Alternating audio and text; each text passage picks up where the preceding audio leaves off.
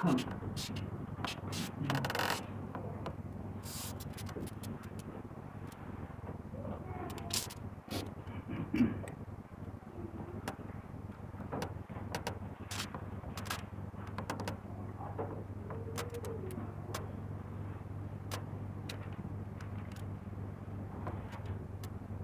están de temperatura? ¿Bien? Bueno, yo también estoy bien. Muchas gracias. Bien, ahí estamos en Romanos capítulo 8. Con la ayuda de Dios vamos a profundizar versículos 12 y 13.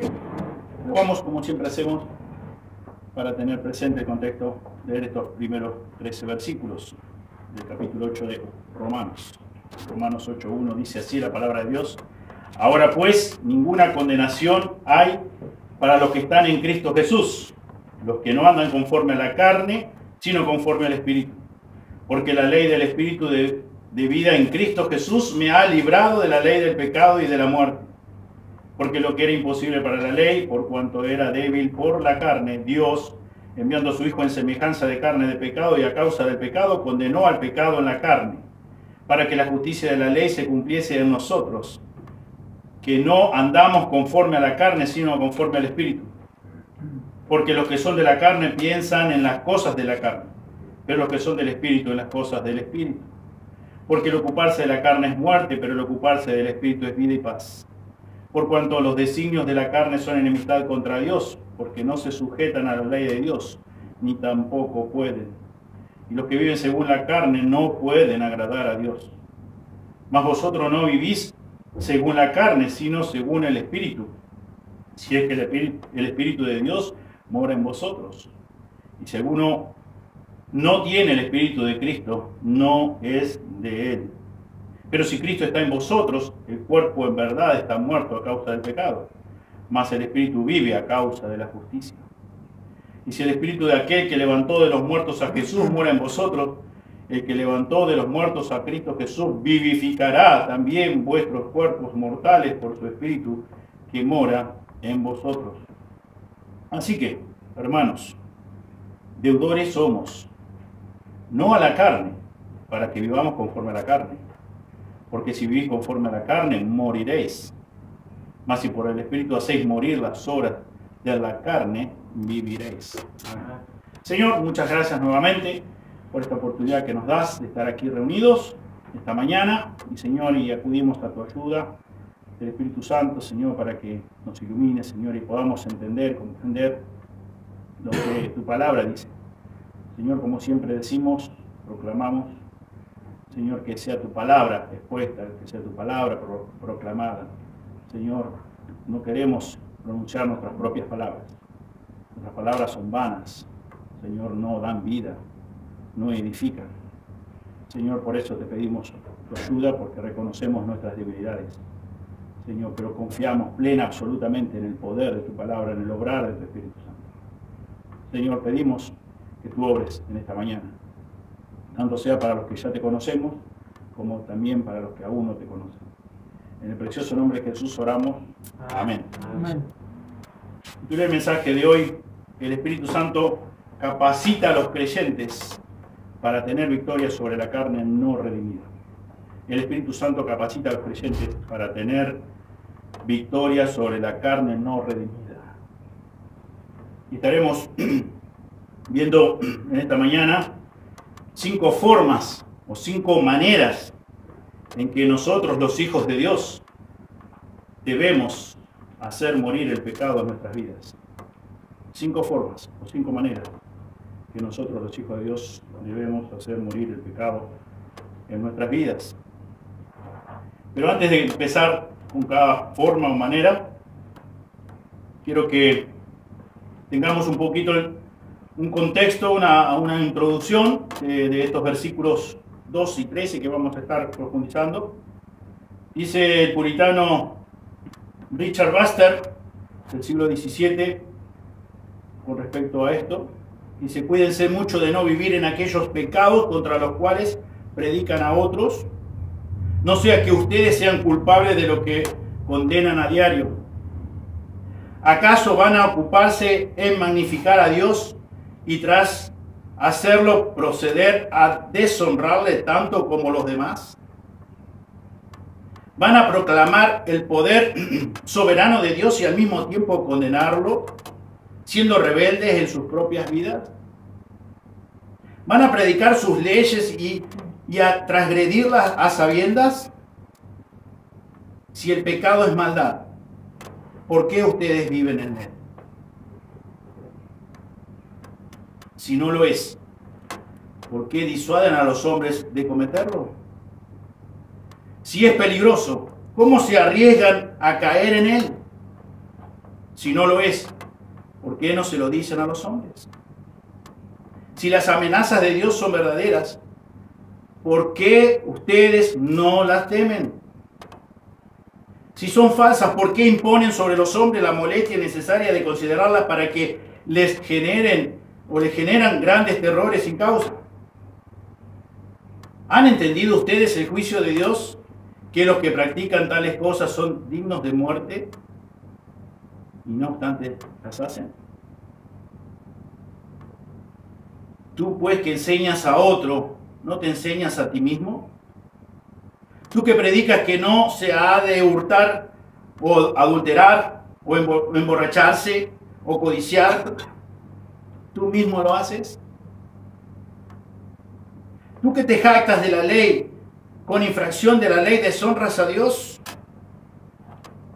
¿Cómo es posible que la misma lengua que habla contra la maldad hable maldad? ¿Acaso los labios que censuran, calumnian y murmuran contra el prójimo pueden pronunciarse en contra de estas y otras cosas semejantes en otros? Cuídense de caer en esto. No sea que condenen el pecado y al mismo tiempo no lo venzan. No sea que mientras procuran condenarlo en otros, se inclinen ante él y se conviertan en sus esclavos. El que es vencido por alguno es hecho esclavo del que lo venció. Si os sometéis a alguien como esclavos para obedecerle, sois esclavos de aquel a quien obedecéis, sea del pecado para muerte, o sea de la obediencia para justicia. Oh hermanos, es más fácil reprobar el pecado que vencerlo. Hay muchos sastres que se visten de harapos al mismo tiempo que elaboran costosos vestidos para otros. Y muchos cocineros que apenas pueden relamer sus dedos después de preparar para otros los platos más exquisitos. Fin de la cita. Para pensar cómo es nuestra actitud, cómo es nuestra vida como creyentes. Hemos estudiado la semana pasada, del versículo 5 al 11, donde el cristiano verdadero, el hijo o la hija de Dios auténtica, está habitada por el mismo Espíritu Santo de Dios.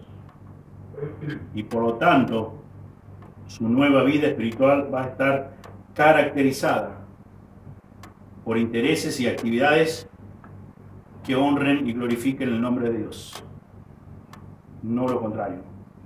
No puede estar caracterizada una vida de un creyente verdadero, genuino, una hija, un hijo de Dios, por intereses mundanos, intereses realmente egoístas, carnales,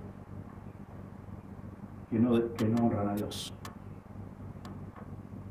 Ya lo estudiamos, no te puede caracterizar. Si verdaderamente sos un hijo de Dios, no te puedes caracterizar de esa forma. Y aquí el apóstol pone énfasis en los versículos 12 y 13 a la gran responsabilidad que tenemos nosotros como creyentes, como hijos verdaderos de Él, en quitar, en evitar, en eliminar el pecado que todavía mora en nuestra carne no redimida. Obviamente, como vamos a ver en el transcurso del mensaje, no lo podemos hacer nuestras propias fuerzas, con nuestros propios recursos, no podemos. No tenemos la capacidad, por eso es una capacidad dada por Dios a través del Espíritu Santo. Pero es nuestra responsabilidad, es tu responsabilidad eliminar el pecado que mora en tu cuerpo, en tus miembros, como dice Pablo. Y acá comienza versículo 12 del capítulo 8 con la frase, así que, y Pablo de esta forma hace recordar a sus lectores los magníficos privilegios de victoria sobre el pecado que contamos nosotros por la gracia de Dios. ¿Por qué razón? Porque el Espíritu Santo mora en nuestros corazones. No un rato, no por un tiempo largo, sino para siempre. Constantemente, todos los días, las 24 horas del día. En los versículos anteriores, él ha señalado, entre otras cosas, que los creyentes ya no se encuentran bajo ninguna condenación. Por eso dice el versículo 1, ahora pues ninguna condenación hay para los que están en Cristo Jesús, para los que estamos unidos a Cristo, para los que somos nuevas criaturas. Ninguna condenación hay. Y automáticamente, cuando Él nos declaró justo, el Espíritu Santo nos sumergió en su cuerpo y comenzó a vivir en cada uno de nuestros corazones, en cada una de nuestras vidas.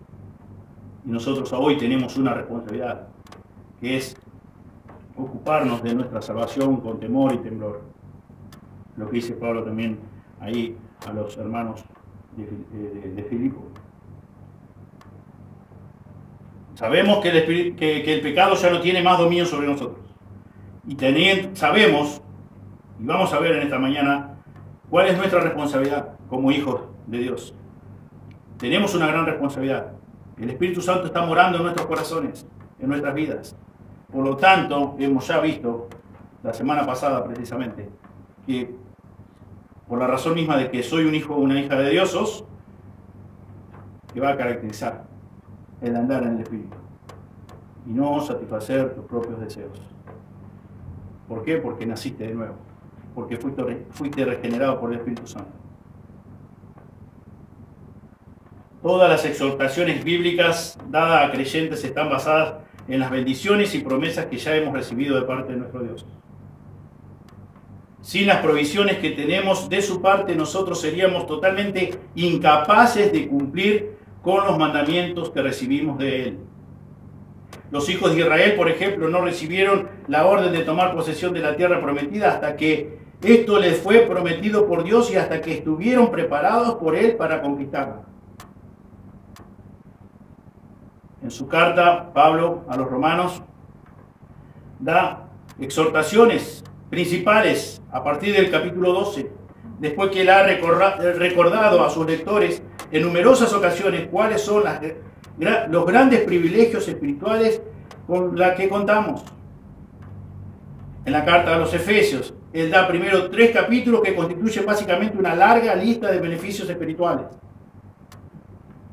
Y luego, al final del capítulo 3, Pablo ora pidiendo que Dios les dé conforme a las riquezas de su gloria, el ser fortalecidos con poder en el hombre interior por su Espíritu, para que habite Cristo por la fe en vuestros corazones, a fin de que, arraigados y cimentados en amor, seáis plenamente capaces de comprender con todos los santos cuál sea la anchura, la longitud, la profundidad y la altura, y de conocer el amor de Cristo que excede a todo conocimiento, para que seáis llenos de toda la plenitud de Dios.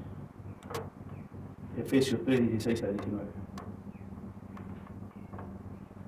Es únicamente en ese punto que Pablo procede a animar a los hermanos creyentes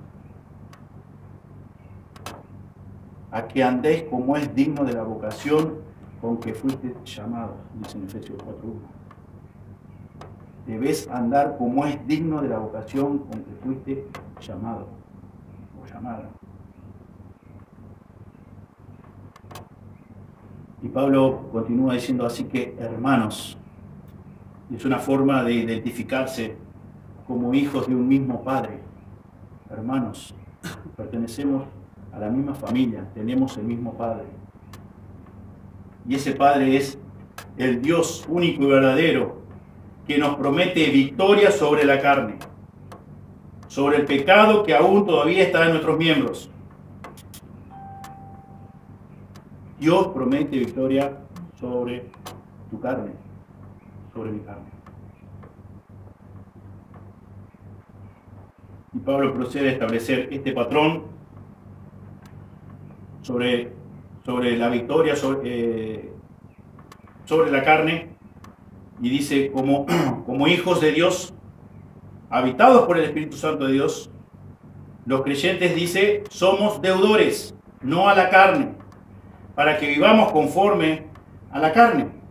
La carne es el reprobable complejo de deseos humanos pecaminosos que incluye los motivos, afectos, principios, propósitos, palabras y acciones impías que el pecado genera por medio de nuestro cuerpo.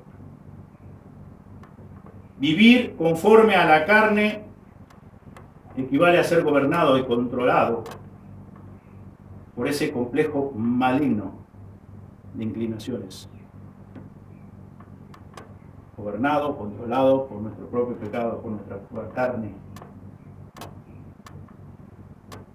Gracias a la obra salvadora de Cristo en nuestro favor, la carne pecaminosa ya no reina sobre nosotros para debilitarnos y arrastrarnos al foso de depravación en el que todos estábamos desde el momento que nacimos, de que nuestra madre nos dio a luz.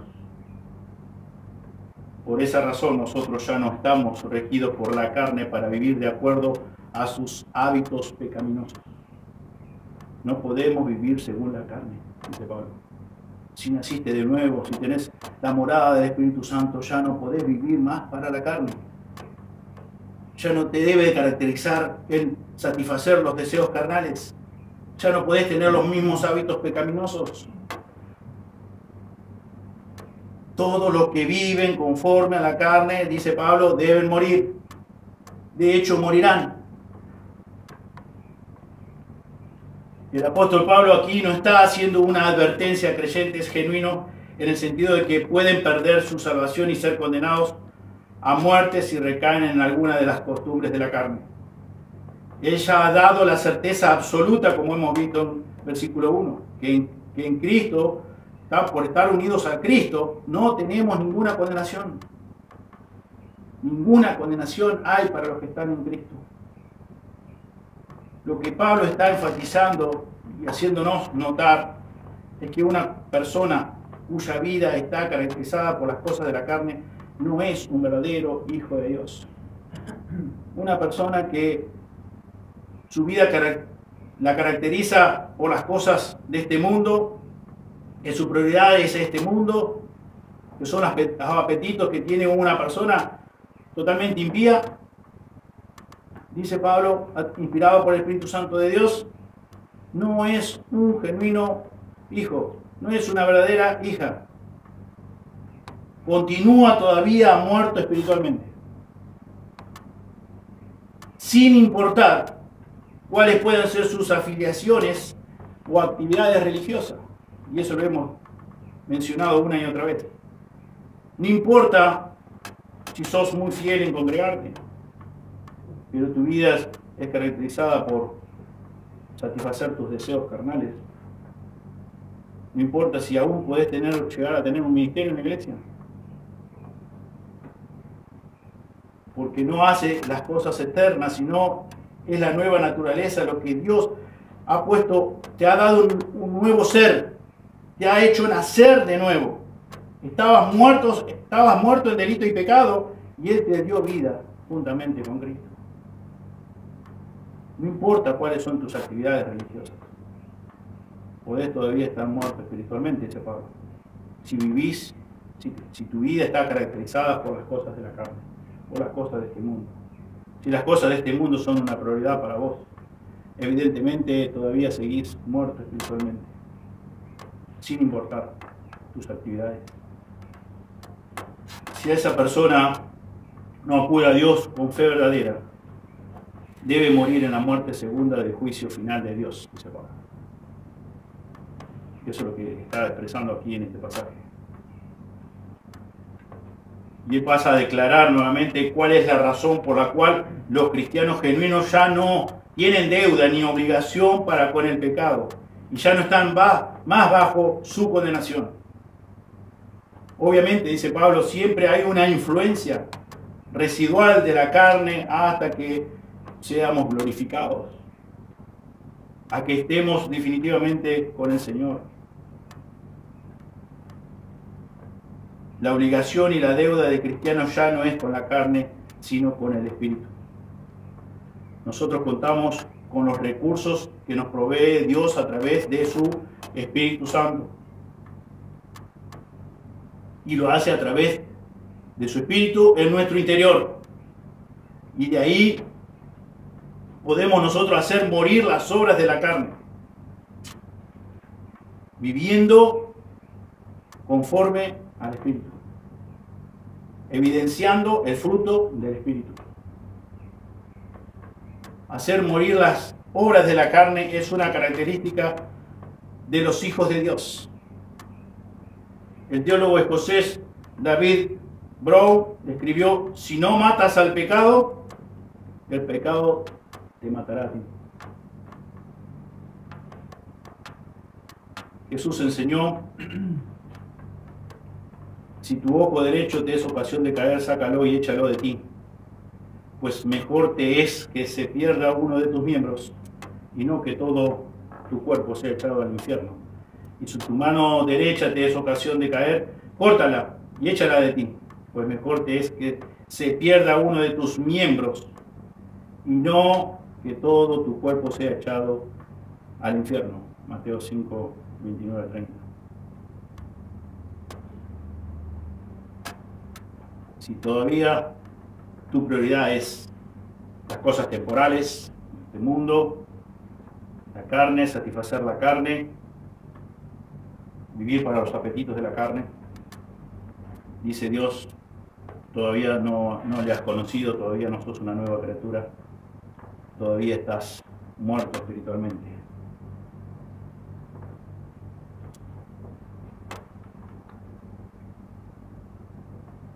Dios es tu prioridad. Dios realmente es tu Salvador. Tu persona, cada día, desde que te levantás hasta que volvés a acostarte, muestra, evidencia la presencia, el poder y el fruto del Espíritu de Dios en tu vida.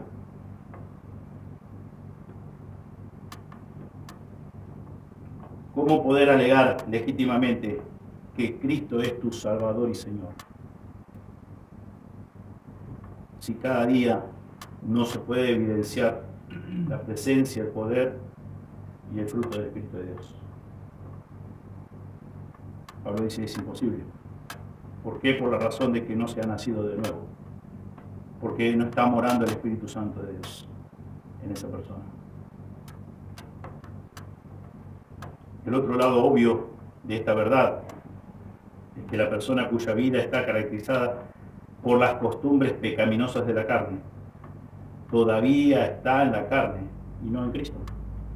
Todavía pertenece a ese grupo de los no creyentes, de los impíos, de los incrédulos. ¿Por qué? Porque su prioridad es la carne, es satisfacer su carne, es alimentar su ego. Vive para su propio yo, vive para la vanagloria. Su prioridad, por más que haga tenga actividades religiosas, nunca va a ser glorificar el nombre de Dios, sino alimentar su orgullo, su ego, alimentar su propio yo. Pablo declara que los creyentes somos hechura de Dios, creados en Cristo Jesús para buenas obras. Dice el texto: las cuales Dios preparó de antemano para que anduviésemos en ella. Conocemos muy bien Efesios 2:10. Pero te pusiste a pensar que aquí Pablo está declarando un hecho y no un deseo. Las buenas obras de las cuales Pablo está hablando aquí en Efesios 2:10 no es para que vos la tengas como sueño, que algún día vas a poder andar en esas buenas obras. Si verdaderamente sos un hijo de Dios, ya debes estar andando en esas buenas obras. Es un hecho. ¿Por qué? Porque hay un nuevo nacimiento, hay una nueva naturaleza. Y deseas honrar y glorificar el nombre de Dios. Deseas obedecer a Dios. No sos indiferente al pecado. Tu prioridad no es el mundo. Tu prioridad no es los apetitos de la carne. Tu prioridad es Dios. Deseas a Dios, deseas la palabra de Dios. Deseas que tu carácter sea cada vez más semejante al de Cristo. Deseas que cada día tu vida sea más santa. La palabra de Dios, la Biblia, no es gravoso. Obedecerla no es gravoso. No es pesada. ¿Por qué? Porque tenés una nueva naturaleza. Por lo tanto, Pablo dice en Efesios 2:10, esto es un hecho. Que un hijo, una hija de Dios, anda en esas buenas obras. Evidencia el fruto del Espíritu. No es un deseo, es un hecho. Es una realidad. Al igual que muchos de los miembros de la iglesia en Corinto, es inevitable que muchas veces por nuestra inmadurez desobedecemos a nuestro Dios reiteradas veces. Y vamos creciendo y vamos madurando y le fallamos a Dios. Pero no podemos ser indiferentes al pecado como hijos de Dios. Verdaderamente nos pesa, verdaderamente nos duele, verdaderamente queremos arreglar las cuentas con Dios cuanto antes.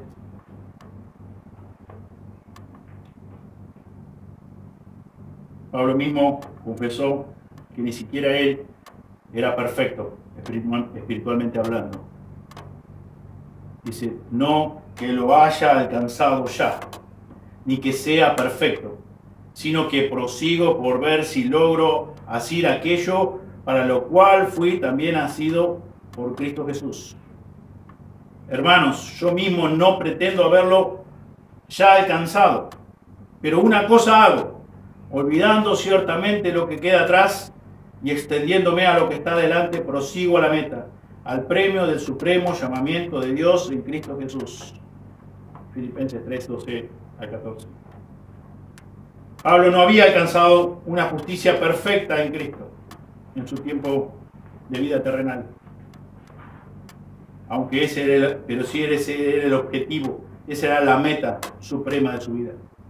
Su prioridad era obedecer a Dios, estar con Dios, ocuparse de las cosas de Dios, amar su palabra, proclamar su palabra, enseñar su palabra, meditar en su palabra. Aunque su carne a veces le impedía avanzar e interrumpía temporalmente el gozo pleno de su comunión con Cristo, el deseo básico de su corazón era obedecer y agradar a Dios. Obedecer y agradar al Señor. Esa era su prioridad.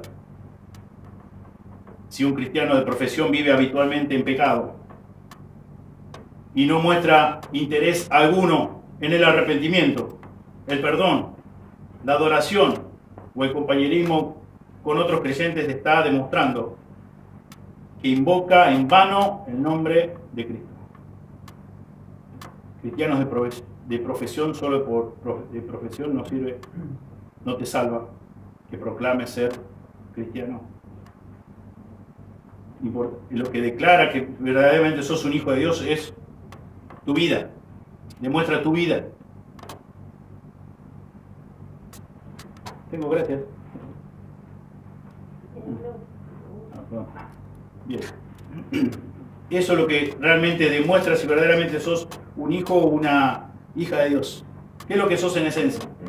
¿Qué sos las 24 horas del día, los 7 días de la semana? No lo que decís, sino lo que sos. ¿Cuáles son tus prioridades? ¿Cuáles son tus intereses? De lo contrario, si vos por más que digas que sos un hijo de Dios, que sos cristiano, que sos un creyente, y no vivís de acuerdo a lo que la Biblia nos enseña en su palabra, que es su palabra, en vano invocás el nombre de Cristo. Muchos cristianos, más hoy día, en iglesias trabajan duro, pero para mantener una apariencia, pero en realidad están alimentando su propio orgullo, quieren sobresalir del resto y se engañan a sí mismos, viven engañados porque no están honrando y glorificando el nombre de Dios, simplemente lo están haciendo por motivos egoístas, para sentirse mejor que otro, para sentirse que son más espirituales y solamente están alimentando su carne, su orgullo, su soberbia pecaminosa, alimentando el egocentrismo que aún no está redimido. Demuestran su condición humana impía de todo que tiene todo ser humano de su nacimiento, de su concepción. El hacer el bien por amor propio y no por amor a Dios no es hacer el bien en absoluto, sino una mera proyección hipócrita del pecado y el egoísmo del ser humano. Eso no honra a Dios, por más que hagas lo que hagas, pensando que estás haciendo cosas para Dios. No debe sorprender que a medida que el mundo defiende cada vez más el amor propio y la autorrealización personal, los problemas de abuso, de perversión sexual, de robo, de mentira, de homicidio, de suicidio, angustia y todas las demás formas de males morales y sociales se estén complicando con una rapidez extraordinaria. El patrón en la vida de un creyente mostrará que esa persona no solamente profesa a Cristo, sino que vive su vida por el Espíritu de Cristo. Y de manera habitual hace morir las obras pecaminosas e impías de la carne. Eso es lo que demuestra un hijo verdadero, una hija verdadera de Dios. ¿Por qué? Porque tiene el nuevo nacimiento, porque posee la vida eterna que Cristo le concedió por su gracia y misericordia, y por lo tanto puede perseverar en ella hasta el fin.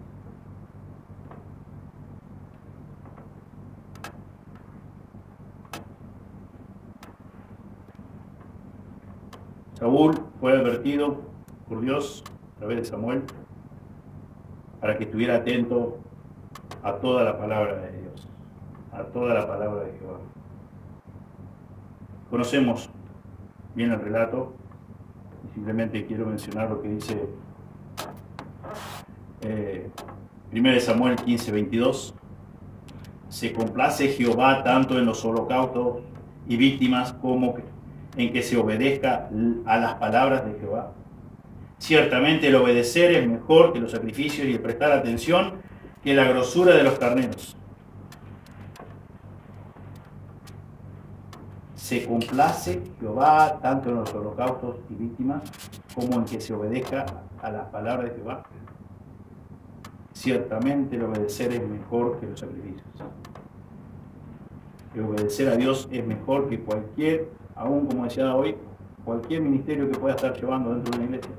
Porque quizás, como mencioné recién, simplemente lo estás haciendo para alimentar tu ego, para sentirte mejor que los demás.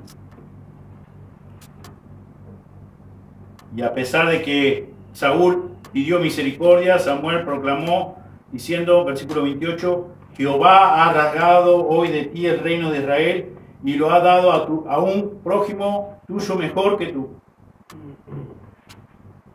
La falta de Saúl a no obedecer a Dios por completo le costó el trabajo.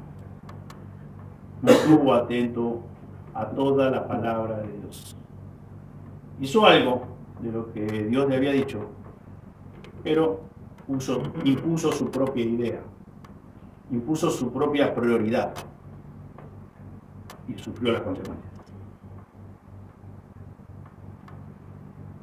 De forma invariable, el pueblo de Dios cae otra vez en pecado cuando su enfoque se aleja del Todopoderoso y es puesto en ellos mismos.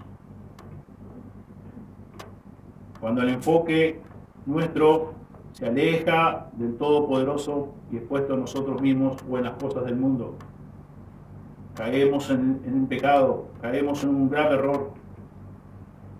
Por eso es que Pablo exhorta también a los colosenses diciéndole: si pues habéis resucitado con Cristo, buscad las cosas de arriba, donde está Cristo sentado a la diestra de Dios. Poned la mira en las cosas de arriba, no en la de la tierra, porque habéis muerto y vuestra vida está escondida con Cristo en Dios. Colosenses 3:1 al 3. Y luego dice Pablo, presentando una lista parcial pero representativa de pecado, dice que los cristianos debemos matar al considerarnos a nosotros mismos muertos a ellos. Dice fornicación, impureza, pasiones desordenadas, malos deseos, avaricia, que es idolatría, cosas por las cuales la ira de Dios viene sobre los hijos de desobediencia, en las cuales vosotros también anduvisteis en otro tiempo, cuando vivíais en ellas. Pero ahora dejad también vosotros todas estas cosas: ira, enojo, malicia, blasfemia, palabras deshonestas de vuestra boca. No mintáis los unos a los otros, habiéndoos despojados del viejo hombre con sus hechos y revestido del nuevo, el cual, conforme a la imagen del que lo creó, se va renovando hasta el conocimiento pleno. Versículos 5 al 10 de Colosenses 3. Renovando, tenemos una responsabilidad: despojarnos del viejo hombre, despojarnos de los hábitos viejos, abandonar los viejos hábitos y revestidos de nuevo, andar conforme al Espíritu, no conforme a la carne. No puede caracterizarme si verdaderamente soy un hijo de Dios, si he sido renacido por el poder de la palabra de Dios, si he sido convencido de pecado, justicia y juicio por el Espíritu Santo. No puede estar mi vida caracterizada por las cosas de la carne. No puede ser una prioridad las cosas de este mundo, las cosas temporales. Ciertamente moriréis producto de mi pecado, producto de mi merecida condenación. Pablo aquí no está sugiriendo una filosofía de ayúdate que yo te ayudaré, así como promueven muchos grupos y líderes que proponen una supuesta vida más profunda y así pueden vivir en niveles de espiritualidad más altos hasta llegar al punto que el pecado y la tentación dejan de existir. Esa no es la clase de vida que Pablo promete, ni es la clase de vida que él llevó en su experiencia personal. Él ya lo testificó en el capítulo 7 de Romanos. Mientras el creyente se encuentre en este cuerpo terrenal, estará sujeto a los ataques de la carne y tendrá la necesidad constante de hacer morir sus pecados. Únicamente en el cielo terminaremos con esta necesidad de santificación práctica.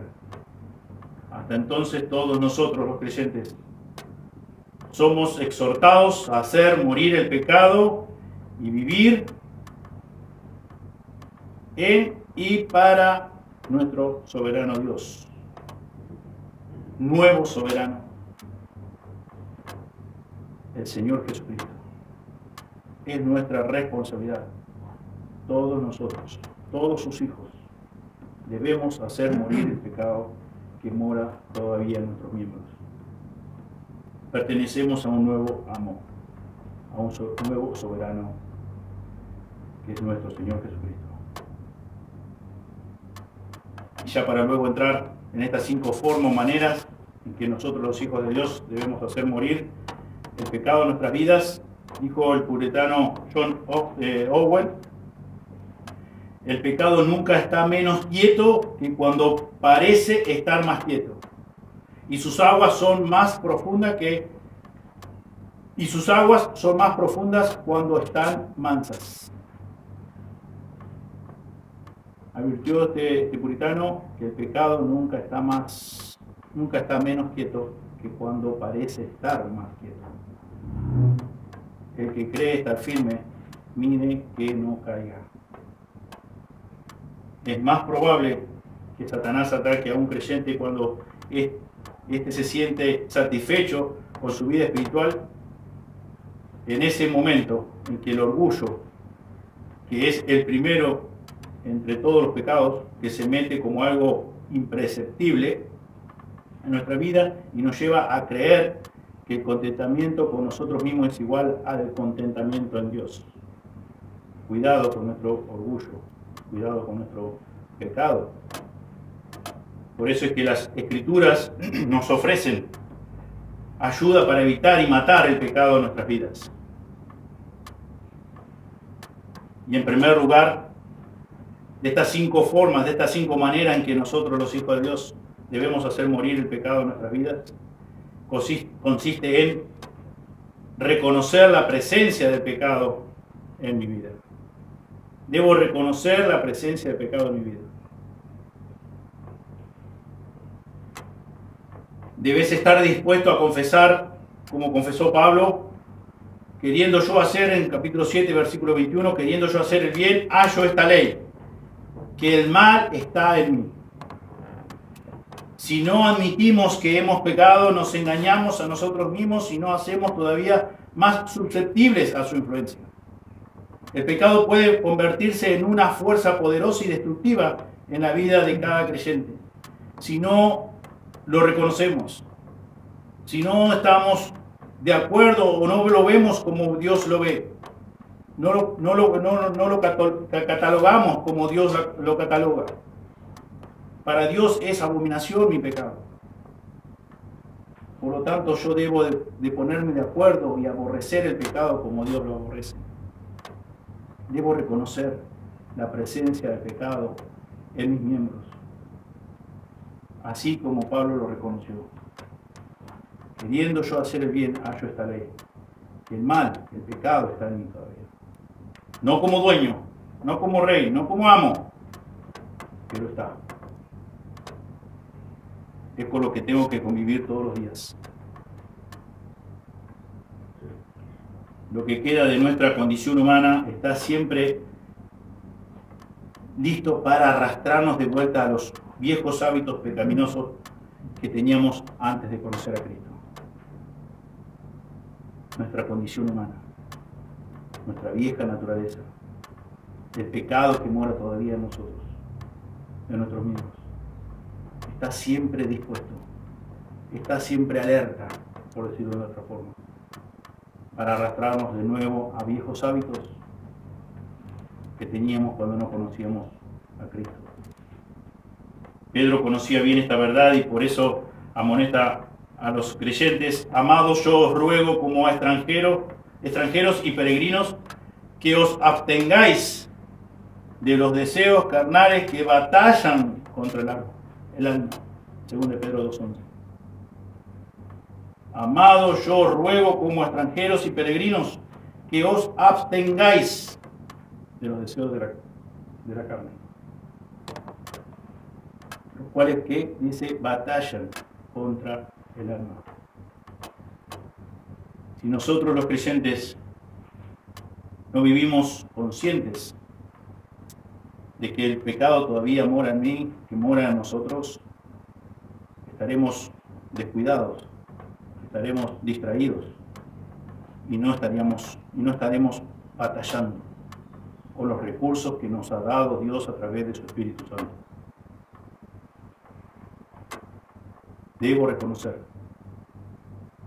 para poder quitar, para poder hacer morir el pecado en mi vida, debo reconocer la presencia de dicho pecado en mi carne. Debido a la influencia de nuestras debilidades y limitaciones humanas en nuestra manera de pensar, con frecuencia es difícil reconocer el pecado en nuestra propia vida. Con mucha facilidad podemos ver que está camuflado y que a veces está bajo el disfraz de algo que parece insignificante. o incluso con la apariencia de ser algo justo y bueno. Por lo tanto, debemos orar como oraba David en el Salmo 139, 23 al 24. Examíname, oh Dios, y conoce mi corazón. Pruébame y conoce mis pensamientos y ve si hay en mí camino de perversidad y guíame en el camino eterno.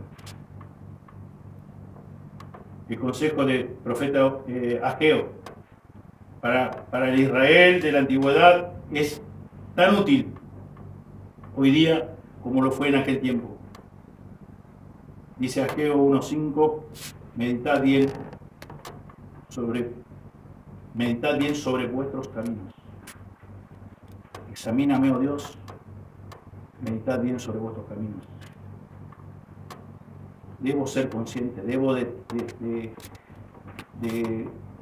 reconocer la presencia del pecado todavía en mi vida, en mi cuerpo, en mis miembros. Y debo estar alerta y debo pedirle a Dios que examine mi corazón. Que Él sí conoce mi corazón. Que Él pruebe mis pensamientos, mis actitudes, mis acciones. Él conoce mi corazón como yo no lo puedo conocer, porque yo soy engañado por Él. Una segunda manera en que nosotros, los hijos de Dios, debemos hacer morir el pecado en nuestras vidas. Segunda manera, segunda forma. Debemos tener un corazón firme en Dios. Debemos tener un corazón firme en Dios. Segunda forma de poder hacer morir el pecado en nuestras vidas es teniendo un corazón firme en Dios. David dijo al Señor: pronto está mi corazón, oh Dios, mi corazón está dispuesto, cantaré y trovaré salmos. Salmo 57:7. Otro salmista también testificó diciendo: ojalá fuesen ordenados mis caminos para guardar tus estatutos. Entonces no sería yo avergonzado cuando atendiese tus mandamientos. Salmo 119, 5 al 6. En otras palabras, cuando conocemos y obedecemos la palabra de Dios, estamos construyendo y fortificando al mismo tiempo nuestras armas defensivas y ofensivas en contra del pecado. Conocer y obedecer la palabra de Dios. Como dice Pedro, hemos sido renacidos por el poder de la palabra de Dios. Vamos a desear la palabra de Dios. Vamos a desear conocer a Dios a través de su palabra. Tener un corazón firme en Dios. ¿Cómo puedes tener un corazón firme en Dios para que así de esta forma puedas hacer morir el pecado en tu vida, que todavía reina en tus miembros? Conociendo la palabra de Dios, obedeciéndola todos los días, no de vez en cuando, todos los días. Ojalá fuesen ordenados mis caminos, dice, para guardar tus estatutos. Entonces no sería yo avergonzado cuando atendiese a todos tus mandamientos. Cuando conocemos y obedecemos la palabra de Dios, estamos construyendo y fortificando nuestras almas defensivas y ofensivas contra nuestro propio pecado. De la otra forma no podés fortalecer tus armas, que tampoco son tus armas, sino son las armas que nos ha dado Dios, los recursos de Dios. Y cómo podemos hacer uso de esas armas de una manera correcta y eficaz, conociendo la palabra de Dios, obedeciendo a la palabra de Dios. Tercera manera para hacer morir el pecado en nuestras vidas consiste en meditar en la palabra de Dios. Meditar en la palabra de Dios. Muchas de las verdades del Señor se tornan claras para nosotros únicamente cuando pacientemente nos quedamos inmersos en un pasaje de las Escrituras y damos al Señor la oportunidad de darnos un entendimiento más profundo de su palabra. Tomamos verdaderamente un tiempo. Como muchas veces hemos mencionado, no es que hacemos un devocional o tenemos una lectura por el solo hecho de cumplir, sino dedicarle tiempo, meditar en la palabra y pedirle a Dios que nos dé el entendimiento suficiente para entender lo que su palabra, sus sagradas escrituras nos dicen. Que el Señor nos conceda de ese entendimiento, a un entendimiento más profundo de su palabra. David en el Salmo 119, 11 dice: en mi corazón he guardado tus dichos para no pecar contra ti. En mi corazón he guardado tus dichos para no pecar contra ti. ¿Qué hay guardado de la palabra de Dios en tu corazón para no pecar contra Dios?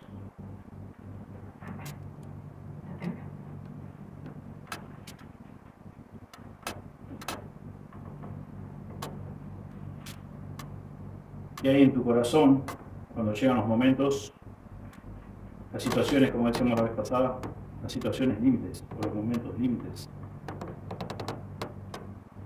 ¿Cómo respondes? ¿Según la palabra de Dios? ¿O según tu propio yo? ¿O según tu propio impulso? ¿Cómo reaccionás ante las situaciones límites? ¿Tu reacción honra y glorifica el nombre de Dios? ¿O da rienda suelta a tu carne? Dice el salmista: en mi corazón he guardado tu palabra para no pecar contra ti. Producto de meditar en ella, tomar tiempo, orar, aprender, memorizar,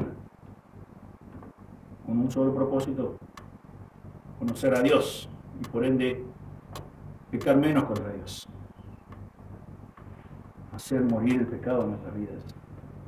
Tenemos los recursos dados por el Espíritu Santo, ya tenemos la nueva naturaleza, no fue algo que pudimos hacer nosotros, que llevar a cabo nosotros. Estábamos 100% muertos, incapacitados totalmente para darnos vida, y Él nos dio vida. Y Él nos capacita a través de su Espíritu Santo para poder batallar, para podernos abstener de los deseos de nuestra propia carne, con tal de que pequemos menos contra Dios. La cuarta forma o manera que tenemos para hacer morir el pecado en nuestras vidas consiste en tener comunión permanente con Dios en oración. Tener comunión permanente con Dios en oración. Pedro nos hace este llamado en su primera carta, capítulo 4, versículo 7. Sed pues sobrios y velad en oración. Velad en oración. Vemos en los evangelios diciendo a Jesús mismo, a sus discípulos: velad y orad para que no entréis en tentación.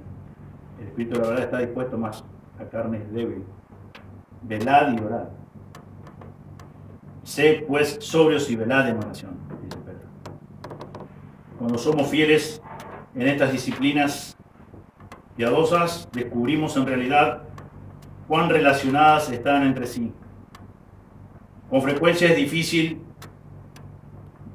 determinar dónde comienza o dónde termina el estudio de la palabra de Dios y dónde empieza la meditación. Así como termina la meditación, comienza la oración. Leemos la palabra de Dios, meditamos su palabra, oramos para que el Señor nos dé el entendimiento que necesitamos para comprenderlo. Y oramos mientras estamos frente a la palabra de Dios. Y oramos después, cuando ya no estamos frente a la palabra de Él, pero meditamos en nuestro corazón. Sed, pues, sobrios y velad en oración. Debe hacerse énfasis en la oración verdadera. Debe hacerse énfasis en que la oración verdadera siempre debe tener un elemento de confesión. Aunque tenemos la seguridad y la certidumbre de que pertenecemos a Dios y que somos libres por completo de la condenación, así también sabemos que nunca podemos venir ante Él completamente libres de pecado. 1 de Juan 1, 8 al 10. Si decimos que no tenemos pecado, nos engañamos a nosotros mismos y la verdad no está en nosotros. Pero si confesamos nuestros pecados, Él es fiel y justo para perdonar nuestros pecados y limpiarnos de toda maldad. Si decimos que no hemos pecado, le hacemos a Él mentiroso y su palabra no está en nosotros. Debemos recurrir, como hicimos hoy al comienzo, orando, pidiéndole a Dios que perdone nuestros pecados, confesando nuestros pecados. Y aún así, si pensamos que quizás no tenemos ninguno, acordémonos de Salmo 139. Examíname, oh Dios. Conoce mi corazón, pruébame. Fíjate, Dios, si hay cosas que están ocultas a mi entendimiento, a mi conciencia, y te pido que me las reveles, de las cuales si son aquellas cosas que te deshonran, quiero confesarlas, quiero pedirte perdón. El escritor de Hebreos, capítulo 4, versículo 16, dice: acerquémonos pues al trono de la gracia para alcanzar misericordia y hallar gracia para el oportuno socorro. Nosotros necesitamos ser limpiados cada vez que nos acercamos a Él. Debemos acercarnos con un corazón limpio de pecado. Debemos buscar en su palabra con un corazón limpio de pecado. Debemos orar a Él comenzando con una confesión sincera. Y debemos permanecer en la oración. Pablo escribe en 1 Tesalonicenses 5:17, debemos orar sin cesar, sin cesar. La oración sincera tiene una particularidad insuperable, y es que logra desenmascarar el engaño del pecado. Cuando los hijos de Dios abren sus mentes y sus corazones ante su Padre Celestial, Él con su gran amor revela pecados que de otra manera pasarían desapercibidos. Cuando nosotros recurrimos a Dios con un corazón contrito y humillado, como decimos nosotros, abrimos nuestro corazón ante Dios a solas, reconociendo todas nuestras faltas, todos nuestros pecados, los que ya conocemos, dice Dios que Él así obra, así quiere que nosotros nos humillemos, que vayamos a Él, que derramemos nuestro corazón hacia Él. Él lo sabe todo, Él lo conoce todo, pero Él quiere ver esa actitud de nosotros, y debe permanecer esa actitud de nosotros, de reconocer ese pecado, esa miseria, y reconocerle que Él hizo todo, que estamos vivos por su gracia, que hemos obtenido la reconciliación con Él por su gracia. Todo le pertenece a Él, toda la gloria es para Él, pero debo de hacerlo cada día, cada día. Y una quinta manera en que hacemos morir el pecado en nuestras vidas consiste en practicar la obediencia a Dios, hacer la voluntad de Dios, solamente la voluntad de Dios y no otra cosa. Obedecer las Escrituras, obedecer la Biblia, todo el tiempo. Todas las pequeñas cosas de la vida pueden constituirse en un entrenamiento en hábitos constructivos que nos harán resistentes en tiempos severos de tentación. No importa por pequeño que sea, obedece a Dios. Por pequeño que consideres que sea ese mandato, obedece a Dios. Hacé su voluntad, sujetate a Él, sometete a Él. Pablo ya nos ha dejado en claro el testimonio de su propia vida en todo el capítulo 7. Hacer morir el pecado es con frecuencia algo difícil, lento y frustrante. Satanás es el gran adversario del pueblo de Dios y está siempre dispuesto a hacer todos los esfuerzos posibles para arrastrarnos otra vez a ese pecado del cual estábamos antes esclavos. Éramos esclavos de ese pecado. Pero va a usar todas sus artimañas, todas sus estrategias, todos sus recursos para que nosotros cedamos a la tentación y demos a luz el pecado. Y no reconozcamos el pecado y no confesemos nuestro pecado, y no tengamos un corazón firme en Dios, y no meditemos en su palabra, y no oremos constantemente, permanentemente, Satanás quiere eso. Y encuentra en nuestros miembros la carne no redimida, encuentra tierra fértil. Por eso es que nosotros tenemos la responsabilidad y por eso es que Dios nos exhorta a través de su palabra a que debemos hacer morir el pecado que mora todavía en nuestra carne. Nuestra carne no redimida. El Espíritu Santo capacita a todo creyente, a todo hijo e hija de Dios, para tener victoria sobre la carne no redimida. Es Dios que nos capacita. No son tus propios recursos, son los recursos de Dios.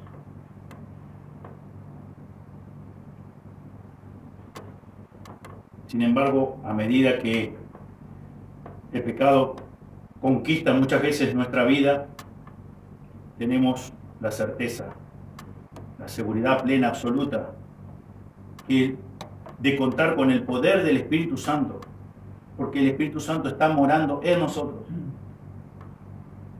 Seremos tentados, pero no somos vencidos. ¿Por qué? Porque el que está en nosotros es mayor que el que está afuera. El Espíritu Santo de Dios, la tercera persona de la Trinidad, está morando en nuestros corazones. Por lo tanto, como hijo o hija de Dios, es natural que evidenciemos el fruto de su Espíritu, por la razón misma que hemos sido renacidos por su poder, por su Espíritu, por su palabra.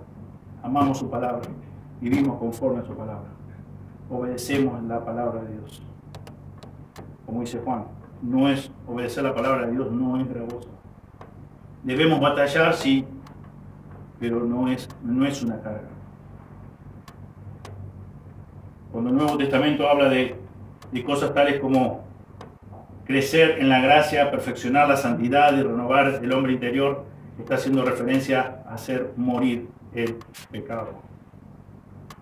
El pecado producido por la carne que queda en la cual permanecen temporalmente atados los creyentes. Es todo lo que se coloca como un estorbo entre ellos y la vida piadosa perfecta. No obstante, dice Pablo, asegurando a los creyentes que ellos cuentan con el poder del Espíritu Santo de Dios para tener victoria sobre la carne pecaminosa que todavía está morando en ellos. Aparte del poder sobrenatural del Espíritu, nosotros nunca podríamos tener éxito en hacer morir el pecado en nuestra vida. De no ser por el poder sobrenatural del Espíritu Santo de Dios, ninguno de nosotros, ninguno, podría hacer morir el pecado en nuestra vida. Gracias, solamente gracias a Dios, gracias a sus recursos. Si fuésemos dejado a nuestros propios recursos, la lucha con el pecado quedaría reducida a la carne, tratando de vencer a la carne. Lo humano tratando de conquistar lo humano. Aún siendo cristiano, Pablo no se lamentó allí en Romanos 7:18 diciendo: yo sé que en mí, esto es, en mi carne, no mora el bien, porque el querer el bien está en mí, pero no el hacerlo. Sin el Espíritu Santo de Dios, un cristiano no tendría más poder para resistir y derrotar el pecado. No tendría el poder para resistir y derrotar el pecado. Sería imposible. El Espíritu Santo prácticamente es sinónimo de poder divino. Es la tercera persona de la Trinidad. Jesús, justo antes de su ascensión, prometió a sus apóstoles, a sus discípulos: recibiréis poder cuando haya venido sobre vosotros el Espíritu Santo, y me seréis testigos en Jerusalén, en Judea, en toda Judea, en Samaria y hasta lo último de la tierra. Hechos 1:8. Y Lucas, el libro de los Hechos, dice más adelante: vosotros sabéis cómo Dios ungió con el Espíritu Santo y con poder a Jesús de Nazaret, y cómo este anduvo haciendo bienes y sanando a todos los oprimidos por el diablo, porque Dios estaba con él. Hechos 10, 37 al 38. Y también Lucas 1:35 retrata el anuncio del ángel a María con respecto a la concepción divina, el nacimiento, diciendo: el Espíritu Santo vendrá sobre ti y el poder del Altísimo te cubrirá con su sombra, por el cual también el santo ser que nacerá será llamado Hijo de Dios. El profeta Miqueas escribió: yo estoy lleno de poder del Espíritu de Jehová, y de juicio y de fuerza, para denunciar a Jacob su rebelión y a Israel su pecado. Miqueas 3:8. En lo concerniente a la reconstrucción del templo, un ángel alentó a Zorobabel por medio del profeta Zacarías: esta es palabra de Jehová a Zorobabel, que dice: no con ejército ni con fuerza, sino con mi espíritu, ha dicho Jehová de los ejércitos. Zacarías 4:6. En otras palabras, Zorobabel habría de ser investido y ceñido en el poder del Espíritu, el cual sería infinitamente superior al poder de los hombres malvados que procuraban estropear su obra. Pablo en Romanos 15:9 dice que la salvación de muchos gentiles a través de su ministerio fue lograda únicamente en el poder del Espíritu de Dios. Y él oraba para que los creyentes en la iglesia de Éfeso fuesen fortalecidos con poder en el hombre interior por su Espíritu.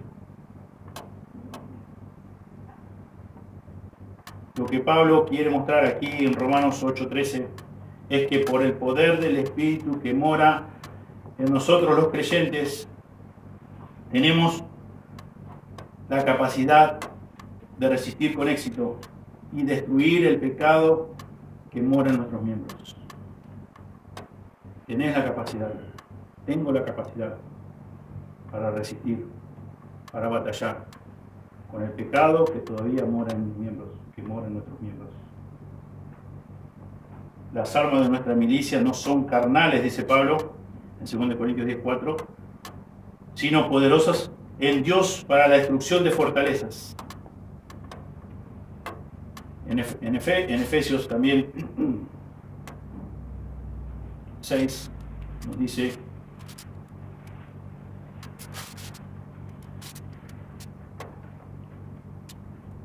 versículo 10: por lo demás, hermanos míos, fortaleceos en el Señor en el poder de su fuerza, vestidos de toda armadura de Dios, para que podáis estar firmes contra las acechanzas del diablo, porque no tenemos lucha contra sangre y carne, sino contra principados, contra potestades, contra los gobernadores de las tinieblas de este siglo, contra huestes espirituales de maldad en las regiones celestes. Por tanto, tomad toda la armadura de Dios, para que podáis resistir en el día malo y habiendo acabado todo, estar firmes. No tenemos lucha contra sangre y carne, necesitamos toda la armadura de Dios. Necesitamos la armadura espiritual. No necesitamos nuestra capacidad, no necesitamos nuestras fuerzas, no necesitamos nuestras estrategias, necesitamos la palabra de Dios, los recursos espirituales, la oración, el depender del Espíritu Santo, el ser controlado por el Espíritu Santo. Él nos da la capacidad, Él nos da los recursos necesarios. Esa confianza en el poder del Espíritu Santo es lo que da esperanza en medio de la frustración que Pablo expresó allí en Romanos 7, 24 y 25. Una frustración que todo cristiano enfrentamos. Hablando del conflicto de un creyente con el pecado, Pablo dijo a los Gálatas que el deseo de la carne es contra el Espíritu y el del Espíritu contra la carne. Y estos se oponen entre sí para que no hagáis lo que quisieren. Gálatas 5:17. Y más adelante dice Pablo: los que son de Cristo han crucificado la carne y sus pasiones y deseos. Si vivimos por el Espíritu, andemos también por el Espíritu. Tenemos una responsabilidad de andar en el Espíritu, si es que hemos nacido por el Espíritu, por el poder de la palabra de Dios. puesto que nuestra vida interior y espiritual es la morada del Espíritu Santo, nuestro comportamiento debería ser conforme a su voluntad y en su poder. Ha sido renacido por el obrar del Espíritu Santo de Dios, por la regeneración del Espíritu, por el obrar de su palabra. Bueno, tu comportamiento debería ser conforme a su voluntad. Y deberías estar disponiendo, tener la capacidad de estar a tu disposición su poder como hijo de Dios, como hija de Dios. Por medio del Espíritu Santo que mora en nuestro interior, todo creyente verdadero tiene el recurso dado por Dios por excelencia para tener victoria sobre Satanás, sobre el mundo, sobre el pecado. Todo creyente, todo creyente. ¿Sos un hijo de Dios? ¿Sos una hija de Dios? Tenés los recursos o el recurso divino por excelencia para tener victoria. Tenés todo lo necesario. Es tu responsabilidad si cedes a la tentación, si no tomás la puerta de salida cuando sos tentado. Todos los recursos por excelencia, o todo el recurso por excelencia, para hacer morir el pecado que mora en tus miembros.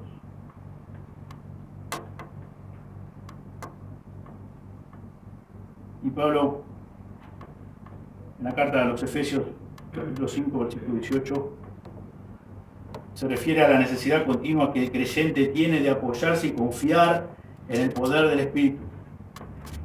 Necesidad continua que el creyente tiene de apoyarse y confiar en el poder del Espíritu. Diciendo, no os embriaguéis con vino, en lo cual hay disolución, antes bien, sed llenos del Espíritu. La traducción más literal dice, sigan llenándose con el Espíritu. La idea es, confíen siempre en el poder del Espíritu, quien reside en su interior, en cada uno de ustedes que son creyentes, en cada uno de ustedes que son hijos de Dios.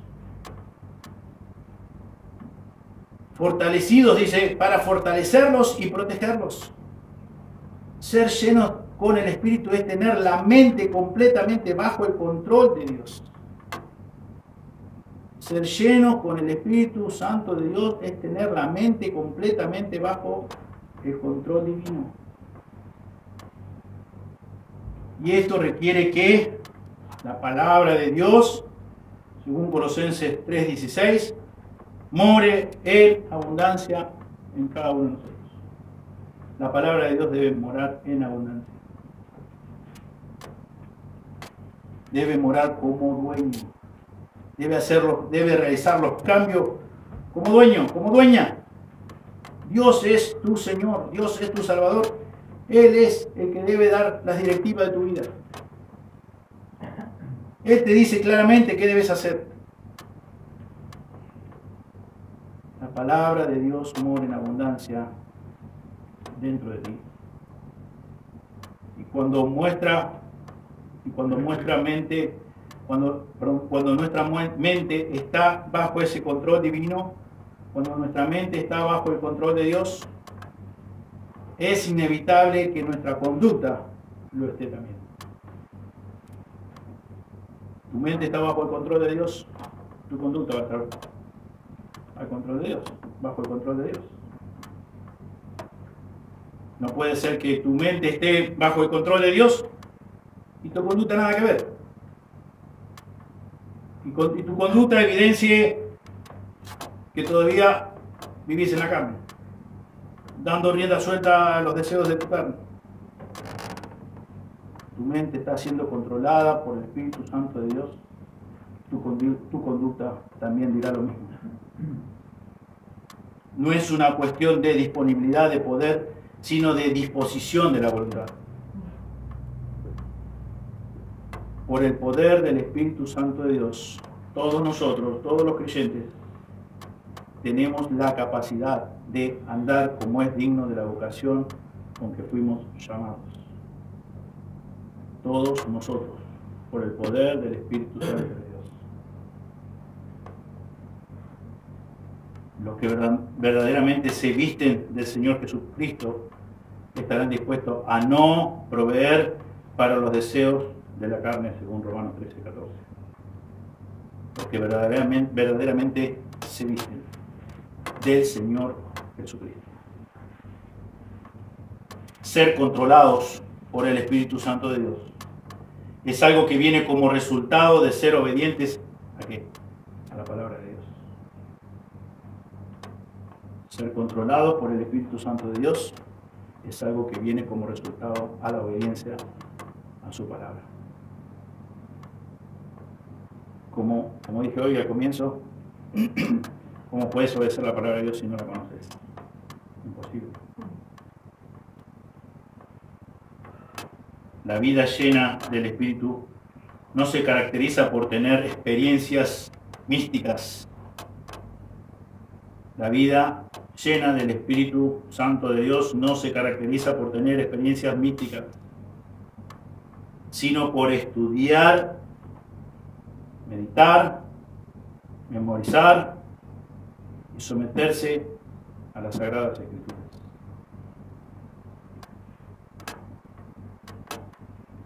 A medida que un creyente, a medida que un hijo o una hija de Dios satura fielmente su mente y su corazón con la verdad de Dios, su conducta, controlada por el Espíritu, será el resultado seguro. A medida que vos, hijo o hija de Dios, satures fielmente tu mente y tu corazón con la verdad de la palabra de Dios, tu conducta, controlada por el Espíritu, será controlada por el Espíritu Santo de Dios. Será el resultado lógico, natural. Tu conducta va a estar controlada por su Espíritu. Y eso será tan seguro como la noche sigue al día. Cuando estamos llenos con la verdad de Dios y somos guiados por su Espíritu, hasta nuestras reacciones involuntarias, las que ocurren cuando no tenemos tiempo para decidir a conciencia qué hemos de hacer o decir, invariablemente van a ser piadosas. ¿Por qué? Porque nuestra conducta está controlada por el Espíritu Santo de Dios. ¿Y por qué nuestra conducta está controlada por el Espíritu Santo de Dios? Porque nosotros fielmente saturamos, nutrimos nuestra mente y nuestro corazón con la verdad de Dios. Aún tus reacciones involuntarias van a honrar a Dios. Porque tu vida, tu mente, tu corazón van a estar siendo controlados por el Espíritu Santo de Dios. ¿Depende de vos contar con esos recursos? No. ¿Con esa nueva naturaleza? No. Depende de Dios. Pero si Dios te hizo un hijo, te hizo una hija, Dios te certifica que te dio la capacidad para tener victoria sobre la carne no redimida. Y que es tu responsabilidad delante de Él llevar a cabo estas 5 maneras, estas 5 formas de poder hacer morir el pecado que todavía mora en nuestros miembros. Reconociendo la presencia del pecado en mi vida, tu vida, en tener un corazón firme en Dios, confiado en Dios, permanente en Dios, en meditar en su palabra, en orar permanentemente y en practicar la obediencia a la palabra de Dios.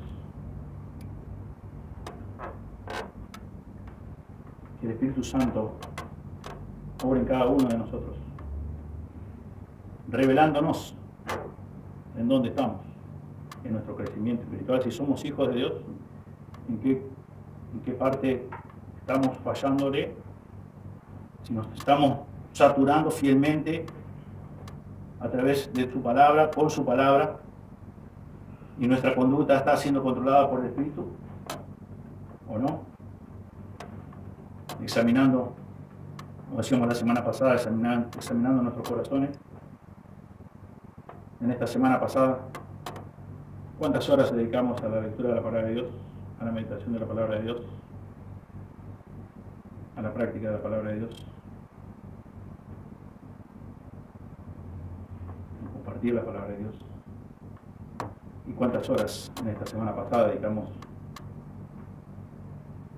a cosas que no tienen mucho que ver con la palabra de Dios, con la oración, con la comida piadosa, sino quizás no son cosas malas en sí mismas, pero si ponemos en la balanza, podremos darnos cuenta quizás cuántas horas dedicamos a una cosa y cuántas horas dedicamos a otra cosa. Y eso nos va a dar una medida de si realmente estamos como hijos de Él, si somos hijos de Él, verdaderamente deberíamos estar saturando nuestra mente, nuestro corazón con la palabra de Dios, meditando la palabra de Dios, guardando la palabra de Dios en nuestro corazón a través de la memorización para pecar menos contra Dios. Por un momento no pecar, obviamente, es la idea. Examinar tu corazón frente a la luz de la palabra de Dios. Y si sos un hijo de Dios, amén, porque por gracias somos salvos. Si no sos un hijo de Dios, como decíamos también la semana pasada, y estás engañado, tenés el día de salvación es hoy, no sabemos mañana, no sabemos más tarde. Podés arreglar tus cuentas con Dios, reconociendo tu condición y pidiéndole que te salve, que te regale la fe salvadora. Y su Espíritu, su palabra nos dice que su Espíritu te va a convencer de pecado, justicia y juicio, de que estás incapacitado, incapacitada para salvarte a vos mismo, de que mereces el castigo eterno en el infierno por todos tus pecados. Y es solo Dios a través de Jesucristo que te puede salvar. Solamente por los méritos de Jesús en la cruz podés ser salvo. No hay nada bueno que puedas ofrecer a Dios para que Él se apiade de vos. Solo miserias, solo trapos de inmundicia tenés para ofrecer a Dios. Solo muerte espiritual tenés para ofrecer a Dios. No podés responder a ningún estímulo, porque dice la Escritura, estás muerto en delitos y pecados. Pero gracias a Dios por su palabra, gracias a Dios por las buenas noticias, gracias a Dios por lo que ahora, dentro de unos minutos, vamos a participar de lo que esto representa la cena del Señor, por el sacrificio de nuestro Señor Jesucristo. Gracias a Dios. Porque como dice en Efesios, somos salvos por gracia, por medio de la fe, y esto no de vosotros, pues es don de Dios, no por obra para que nadie se gloríe. Podés ser salvo en este momento, podés ser salvo en este momento, no porque hagas una oración, sino porque entiendas lo que la palabra del Señor dice acerca de tu condición y acerca de lo que Él ha determinado para poderte salvar. Es su palabra lo que tiene poder para salvarte y es su Espíritu Santo lo que tiene poder para regenerarte. Mis palabras no sirven para nada, la experiencia tampoco sirve para nada, la palabra de Dios sirve para todo. La palabra de Dios es la que nos ha hecho renacer, como dice Pedro. Y por lo tanto, si has renacido, desearás la palabra de Dios como un bebé recién nacido desea la leche de su madre. Oremos. Señor, te damos muchas gracias por este tiempo, gracias por tu palabra, gracias Señor por lo que hemos también aprendido en esta mañana. Y pedimos, Señor, que examines nuestros corazones y podamos, Señor, realmente vivir para ti, vivir en el Espíritu, conforme, Señor, al Espíritu. Señor, no satisfaciendo nuestros propios deseos, que siempre tomemos la puerta de salida en cada tentación. Señor, que tratemos cada día de no pecar contra ti o de pecar menos. Señor, y cuando pequemos, cuando fallemos, podamos, Señor, ir rápidamente, Señor, postrados a ti con una actitud humilde, Señor, en reverencia a ti, Señor, pidiéndote perdón y pidiendo, Señor, que esa sangre que fue derramada hace más de 2000 años, Señor, de nuestro Señor Jesucristo, Señor, sea la que nos limpie de todo pecado, de que podamos estar nuevamente en buena comunión, buena relación contigo, Señor.